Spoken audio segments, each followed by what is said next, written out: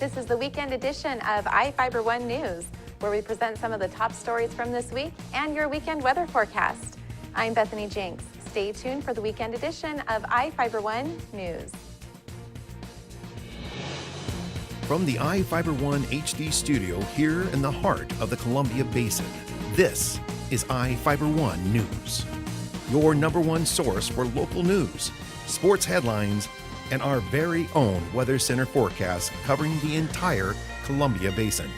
This is iFIBER 1 News, and it starts now.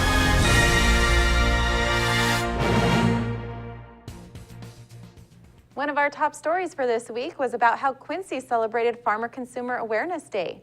Reporter Joe Utter tells us all about it.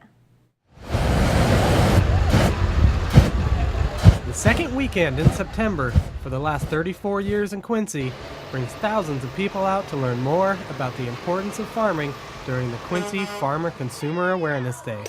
The Grand Parade kicked off Saturday morning through downtown and featured large farm equipment and other vehicles, groups from the Quincy schools, and several political candidates. Chet Peterson, who helped start the first Farmer Consumer Awareness Day, said the event has grown steadily over the years, but the message is still the same.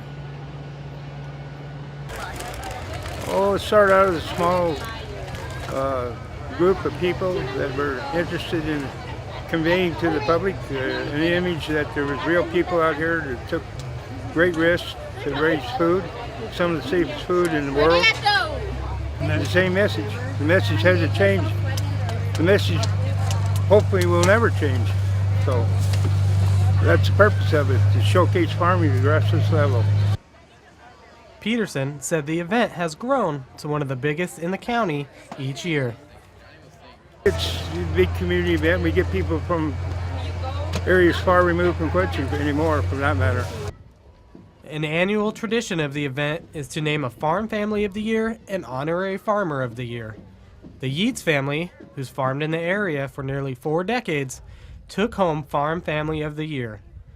Alex McGregor, president of the McGregor Company and a member of the Mid-Columbia Agriculture Hall of Fame, was awarded Honorary Farmer during this year's event. Before the parade, people gathered at Memorial Park for the dedication of the Veterans Memorial Plaque to honor local military heroes. While those in attendance were able to learn more about the importance of farming, especially in Grant County, more entertainment was featured at Quincy High School, including a large classic car show, as well as indoor exhibits and fun for the whole family. Peterson said organizers have worked hard to keep the event family-oriented over the 34 years. I'm Joe Utter, reporting for iFIBER 1 News. Quincy wasn't the only community enjoying the weekend. Soap Lake got to spend time on the beach enjoying boat racing. The Del Red Pub Outboard Regatta returned to Soap Lake this weekend for the second year in a row. Organizer David Anderson said the event brought racers young and old to the competition. Today we're having drivers anywhere from 9 to 82. We raced here last year, had a good time, decided to come back for another year. About 30 racers participated this year, down from last year's numbers, but still a successful turnout. Anderson said the community has been supportive of the hydroplane races, and that support has drawn racers from across the state to the small town of Soap Lake. We have people anywhere from Spokane, Seattle, right here in town. There's a couple of racers right here from Soap Lake, pretty much from all over the state. I'm Joe Utter, reporting for iFIBER 1 News. It wasn't all fun for Soap Lake at the beginning of the week. On Monday, the City Council held a special meeting to talk about the future of the Soap Lake Fire Department. The Soap Lake Fire Department could soon come to an end, as the City Council proposed placing 2 levies on an election ballot next year to either annex the city into Grant County Fire District 7, ultimately ending the city department, or fully funding the current department through a bond.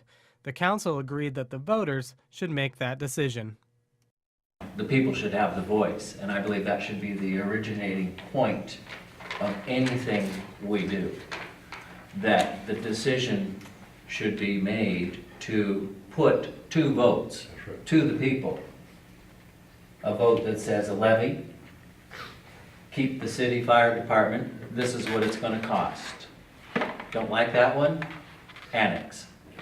This is what it's going to cost, this is what it gives. And then educate and provide information on both of those subjects. I'm Joe Utter for iFIBER 1 News. Now we take a look at a couple of people the Grant County Sheriff's Office would like to find. This is Sheriff Tom Jones with the Grant County Sheriff's Office. Each of the people you see here have a warrant for their arrest. If you see any of these people, we ask you do not attempt to detain or apprehend them, but call us at 509-762-1160 or send us an email at crimetips@co.grant.wa.us. If the person is presenting a danger, call 911. With your help, we can bring these people to justice and make our community safer. We will be right back after this.